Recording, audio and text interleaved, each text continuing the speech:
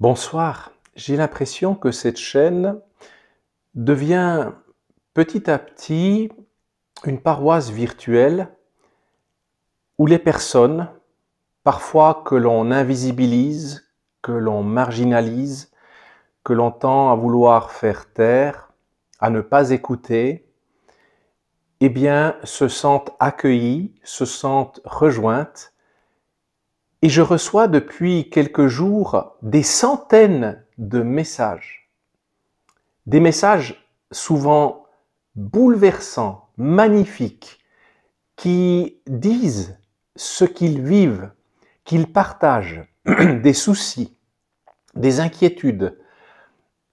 Et aujourd'hui, on a parfois tendance à croire qu'il faut banaliser toutes ces remarques, qu'il faut faire taire, que l'Église est déjà assez perturbée avec les abus, avec tout ce qui se passe, et donc qu'il faut faire profil bas, qu'il faut tout accepter. Et je crois que c'est l'inverse qu'il faille faire. Dans ce processus de purification avancée, il ne faut pas que ça devienne un processus de putréfaction avancée. Et il faut au contraire profiter de ce processus de purification, de ce processus synodal, de faire entendre la voix de personnes qui souvent ne l'ont pas. Dans un but de charité, dans un but de fraternité, dans un but de transparence, il faut dire les choses. Et c'est important. Ça n'est pas pour critiquer, pour dénigrer. Je dis bien, c'est pour réinformer, pour mettre en lumière et pour véritablement faire Église vers la sainteté. Et j'ai vraiment l'impression, en entendant et en lisant vos nombreux messages, qu'il y a une majorité silencieuse que l'on ne veut pas entendre. Et j'ose même dire que dans ces processus synodaux, se sont infiltrés bien davantage de personnes animées par une volonté très personnelle, très idéologique, on y revient, et que l'on a essayé par plusieurs biais de faire taire des voix autres qui ne convenaient pas, que l'on jugeait comme étant irrecevables. C'est grave. Et aujourd'hui, je veux, sur cette chaîne, redonner la parole à ces personnes-là, pour que toutes les positions, surtout celles qui ont quelque chose du donné de la foi à nous dire, puissent avoir cette parole-là. Encore une petite chose. J'ai vu un témoignage, un compte-rendu d'une rapporteuse du synode qui disait qu'il est important, dans la deuxième phase, de prendre des décisions fortes pour faire sortir les ministres ordonnés, les religieuses et les religieux de ce sentiment de toute puissance. Alors, chère madame, avec tout le respect que je vous dois, je pense que vous avez 40 ans de retard, parce qu'aujourd'hui, le sentiment de toute puissance de ceux que vous qualifiez comme ministres ordonnés de religieuses et de religieux, eh bien, ce sentiment-là est complètement déplacé.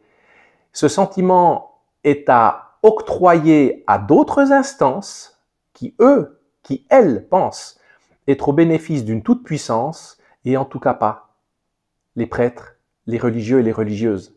Et si aujourd'hui, toutes ces personnes-là vivent une profonde crise identitaire, ça n'est justement pas parce qu'ils sont dans la toute-puissance, mais c'est parce qu'on a tenté depuis des années de déconstruire leur image, leur ministère, leur identité au profit de certaines idées très à la mode. Et je crois que c'est important de le dire.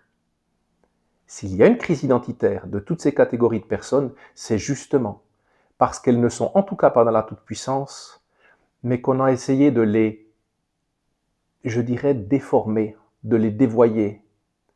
On a changé de nature ces catégories de personnes. Et aujourd'hui, il faut le dénoncer. Et je continuerai de le dénoncer, surtout fort de ces centaines de messages et de cris à l'aide. Et aujourd'hui, ça n'est pas un cri à l'aide, mais je qualifierais ça de tirer la sonnette d'alarme et la voix à un séminariste. Après cette longue introduction, j'aimerais vraiment faire entendre la voix d'un séminariste qui pour moi est très lucide, bienveillant mais très lucide. Cher abbé Romain, alors que je me faisais un tour sur Internet, je suis tombé sur la vidéo qui nous donne en lecture la lettre de l'évêque anonyme. Vous ne pouvez pas imaginer le bien que cela fait à un jeune séminariste d'entendre un évêque se rendre compte des inquiétudes que nous pouvons avoir. En tant que séminariste, je me trouve souvent en tension, déchiré par les aspirations que je pense que le Seigneur a mises en moi en m'appelant et les attentes que certains peuvent avoir. L'arrivée au séminaire n'a pas été facile pour moi. J'avais une soif de Dieu, de vérité, d'infini. Et voilà qu'on nous fait vite comprendre que l'essentiel, c'est l'apparence et la réputation, et que je devais étouffer les idéaux qui m'avaient poussé à frapper à la porte du séminaire. C'était un monde nouveau pour moi. Je n'avais jamais connu cela avant, ayant toujours eu la chance de vivre dans une communauté étrangère à ces velléités du système. Je pense que si je n'étais pas rentré au séminaire à cause du Seigneur et de son évangile, je serais parti au pas de course à entendre les théories les plus absurdes qui soient. Ceux qui dirigent l'Église accordent bien souvent plus d'importance à l'apparence et à l'opinion d'autrui qu'à l'annonce de l'Évangile. D'un côté, on voit des prêtres persécutés parce qu'ils portent une soutane ou osent critiquer le système, et de l'autre, on voit des prédications faites par des pasteurs protestants au cours de la messe, et ceux qui mettent cela en place ne sont pas inquiétés. C'est le monde à l'envers. Tout cela me conduit parfois à me poser la question de ma vocation. Je pense sincèrement que le Seigneur m'appelle, mais je ne sais pas si j'arriverai à survivre dans un système si pervers. La tentation est parfois grande de partir et de chercher une communauté où je puisse être simplement moi-même sans craindre que le moindre fait et geste remette en cause mon discernement simplement parce que ça fait des remous, que ça dérange ou que ça ne correspond pas à la politique actuelle. Malgré cela, j'ai la conviction que ce n'est que ce que veut le Seigneur. Je ne saurais pas expliquer pourquoi, mais je pense qu'il m'appelle à être là où je suis maintenant, et ce, malgré les difficultés. Le plus difficile dans les moments d'angoisse et de doute est de ne pas se sentir soutenu par ceux qui en auraient la mission. J'ai la chance d'avoir des supérieurs qui sont de bons prêtres et qui ont le souci de ma formation, mais qui accordent bien souvent plus d'importance à l'opinion de quelques minorités bruyantes qu'à celle de ceux qui leur sont confiés. Enfermés dans la crainte et l'angoisse de ce qu'on pourrait leur reprocher, et des images qu'on pourrait leur attribuer, ils nous reprochent de ne pas être assez ouverts, alors qu'eux-mêmes se rendent incapables de nous écouter. Ils prennent des décisions fondées sur ce qu'ils interprètent comme des signes des temps, alors même qu'ils ne sont pas capables de percevoir et de comprendre les aspirations communes de ceux que le Seigneur leur a confiés. Or, l'abîme intergénérationnel, que ce soit dans l'Église ou en dehors, n'a jamais été aussi grand. Les pasteurs ont cédé leur place aux fonctionnaires, les brebis aux clients de l'Église, peuple de Dieu et troupeau du Seigneur, à une entreprise qui doit se faire une bonne publicité. Le bon prêtre n'est plus celui qui est fidèle à Jésus-Christ et qui a le courage d'annoncer l'Évangile envers et contre tout, mais celui qui arrive à entrer dans le système sans provoquer trop de remous. Moins il se fait remarquer, mieux c'est. Cela me révolte profondément. Je regarde la croix et je peux presque entendre le Seigneur réciter les impropères. Mon peuple, que t'ai-je fait? En quoi t'ai-je contristé? Pendant que certains perdent leur temps à faire la chasse aux sorcières dans l'Église, à chasser ceux qui osent penser différemment, classés comme rétrogrades ou traditionnels, voire traditionalistes, nos églises se vident.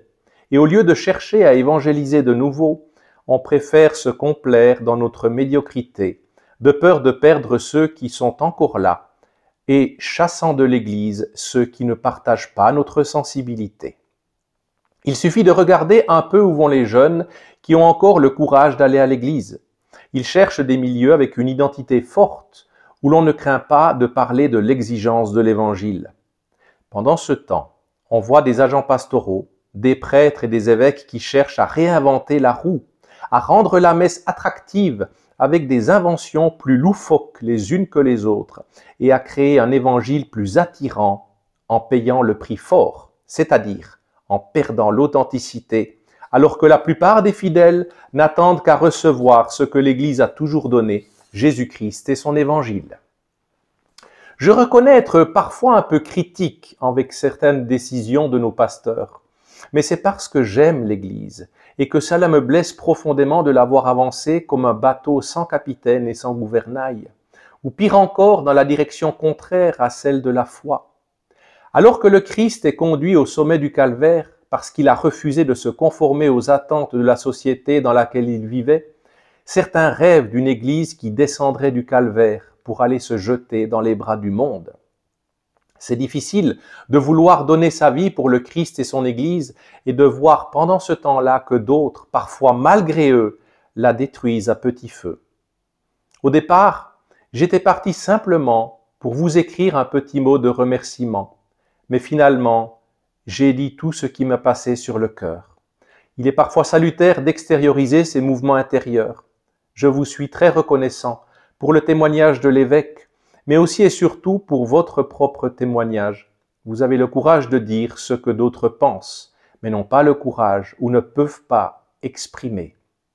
On nous fait parfois suivre des formations et des conférences qui coûtent cher et qui sont globalement médiocres, alors que la seule chose que l'on demande, c'est à entendre parler de Jésus-Christ, de la beauté du ministère, du don de soi et de tant et tant d'autres choses qui ont nourri la vocation des grands saints.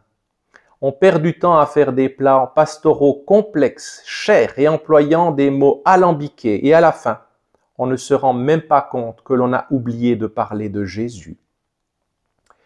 Sachez que vous n'êtes pas seul dans le combat. Nombreux sont ceux qui partagent votre révolte en voyant le Seigneur une fois de plus abandonné sur la croix, et le peuple perdu faute de véritables pasteurs. Malheureusement, je ne puis me joindre à vous directement sur le front de la bataille, du moins pas pour le moment. Dans une église synodale, tous ont la parole excepté ceux qui pensent que l'évangile n'est pas négociable. Dans l'église synodale, tous peuvent dire ce qu'ils pensent sans craindre le jugement, excepté ceux qui osent encore penser que le Christ et sa radicalité sont les seules solutions dans l'église synodale. Tous peuvent diriger et gouverner, sauf ceux qui ont été appelés et ordonnés pour cela. Autrefois, on priait pour des prêtres à l'image du bon pasteur. Aujourd'hui, on n'en veut plus. Cher abbé Romain, merci d'être le porte-parole de l'Évangile et d'une nouvelle génération qui se lève, une génération qui a soif de Jésus-Christ, une génération qui ne craint pas d'assumer sa foi, une génération qui brûle d'annoncer la vérité, une génération qui ne veut plus d'un Évangile trafiqué ou d'un Christ en sucre, une génération qui cherche le Christ des évangiles, le Sauveur crucifié, le Seigneur et tête de l'Église, une, sainte, catholique et apostolique, celui qui est le même hier, aujourd'hui et demain. En somme, le seul qui puisse sauver, ce n'est pas à lui de revoir ses critères à la baisse, mais à nous de nous laisser tirer par lui vers le haut. Cher futur prêtre, vous portez déjà en vous le feu de Dieu, le feu de l'Évangile. Ne laissez personne, je dis bien personne, tenter de dévoyer vos pensées, votre ferveur, votre foi. Ne vous laissez pas décourager. Nous avons souvent à monter sur le calvaire. Nous avons souvent même à nous laisser crucifier sur la croix des idéologies, sur la croix des modes. Mais les modes passeront, alors que le message de Dieu, les vocations de feu telles que la vôtre, chers futurs confrères, ne passeront pas. Nous avons un choix fondamental à faire, la société ou le Christ. Pour ma part, le choix est vite fait. Je vous ai profondément entendu, je vous rejoins, mon cœur de prêtre continuera de prier pour vous et que le Seigneur accomplisse en vous ce qu'il a très bellement commencer, très saintement commencer. Que celui qui a des oreilles entende.